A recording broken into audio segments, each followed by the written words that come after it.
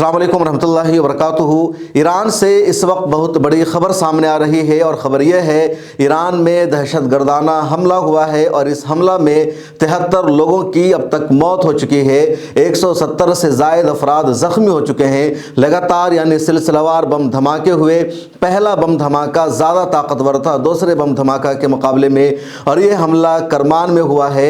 General Qasem Sulemani की चौथी बरसी मनाई जा रही थी। उनके मज़ार के पास एक मस्जिद में प्रोग्राम का सिलसिला जारी था, तभी बम धमाका हुआ और इन बम धमाकों में अब तक 73 लोगों की जान जा चुकी है।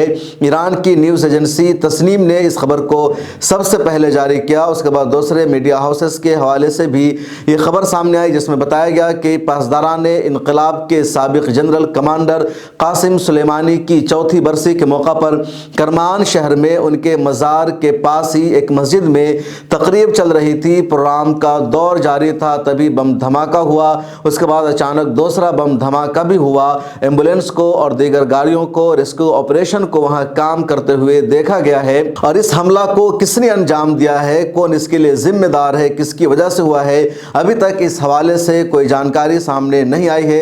न ही किसी इदारे ने, किसी तंजीम ने इसकी जिम्मेदारी कबूल की है।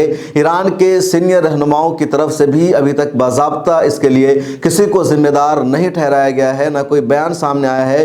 लेकिन कहा जा रहा है कि जिसने भी हमला किया है बहुत सोच समझ कर हमला किया है, क्योंकि जनरल कासिम सुलेमानी ईरान के बहुत बड़े और मोअज़्ज़ज़ कमांडर थे, पासदारान इनकलाब के वो सरबराह थे। कहा जाता है कि हमास को जो गोरिल्ला जंगों की ट्रेनिंग दी गई, उन्होंने सुरंग बनाने का जो काम शुरू किया, उसके पीछे भी जनरल कासिम सुलेमानी का दिमाग था।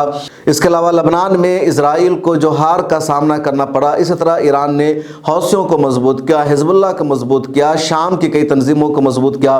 तो इन सब के पीछे जनरल कासिम सुलेमानी का ही हाथ बताया जा रहा था। और इसी वजह से अमेरिका ने साल 2020 में 3 जनवरी को बगदाद एयरपोर्ट के आसपास जनरल कासिम सुलेमानी को ड्रोन तैयारा भेजकर शहीद कर दिया। वो बहुत ज़्यादा मकबूल थे ईरान में और उनकी चौथी बरसी मनाई जा रही थी। उनकी कब्र के पास ही ये तकरीब चल रही थी, तभी ये हमला हुआ और 73 लोग मारे गए हैं। अब सवाल यह है कि इस हमला के पीछे का इजराइल है या अमेरिका है या कोई और है, किसी ने जिम्मेदारी कबूल नहीं की है। कुछ लोगों का मानना है कि हो सकता है इसके पीछे इजराइल का हाथ हो, क्योंकि पिछले दिनों मोसाद के कई एजेंटों को, उसके कई जिम्मेदारों को ईरान ने फांसी के फंदे पर लटका दिया था। उसके अलावा 7 अक्टूबर को जब हमास ने इसराइल पर सदी का सबसे बड़ा हमला किया, पूरी दुनिया के सामने इसराइल एक्सपोज हो गया, उसकी एजेंसियां एक्सपोज हो गई, उसकी आर्मी एक्सपोज हो गई और दुनिया ने जान लिया कि इजराइल के पास इतनी भी ताकत नहीं है कि वो हमास का मुकाबला कर सके, उसके हमलों का दिफा कर सके। तो इसराइल ने सीधे सीधे इसका इल्ज़ाम ईरान पर लगाया और कहा ईरान के सपोर्ट की वजह से ही हमास ने इतना बड़ा हमला किया है। ईरान के सपोर्ट के बगैर, उसके ताउन के बगैर हमास के लिए इतना बड़ा हमला पॉसिबल नहीं था। इधर यानी हालिया दिनों में बहरे अहमर में भी हौसियों ने लगातार जहाज़ों पर हमला किया और इजराइल तक जाने वाले, इजराइल से ताल्लुक़ रखने वाले हर जहाज़ को निशाना बनाया और दुनिया की बड़ी बड़ी शिपिंग कंपनियों ने अपना रूट तब्दील कर दिया है। इसके अलावा एक और बड़ी खबर सामने आई कि ईरान ने अपना एक बहरी जंगी जहाज़ बहरे अहमर में भेज दिया है।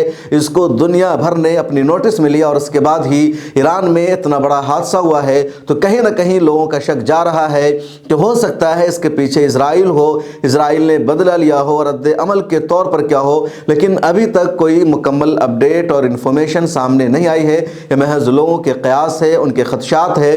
और ये माना जा रहा है कि मिडिल ईस्ट में या मशरिक़ वस्ता में अब एक नई जंग छिड़ सकती है, बड़ी जंग छिड़ सकती है, क्योंकि 3 जनवरी की रात में ही एक और बड़ा हादसा लेबनान में हुआ। लेबनान की राजधानी बैरूत में हमास के नायब सरबराह सालेह अल अरूरी को शहीद कर दिया गया। इस वाक़े के बाद भी ईरान ने धमकी दी थी इजराइल को, हिजबुल्लाह ने भी धमकी दी, बदला लेना भी शुरू कर दिया। खुद हमास ने बदला लेने की धमकी दी है और मुज़ाकरात के सिलसिले को रोक दिया है, जंगबंदी पर समझौता करने से रोक दिया है। हमास ने कहा किसी भी कैदी को रिलीज़ नहीं किया जाएगा। तो मिडिल ईस्ट की ये सूरत हाल है और हर तरफ अफरा तफरी है और इस बीच ईरान पर बराह रास्त इतना बड़ा हमला हो गया है।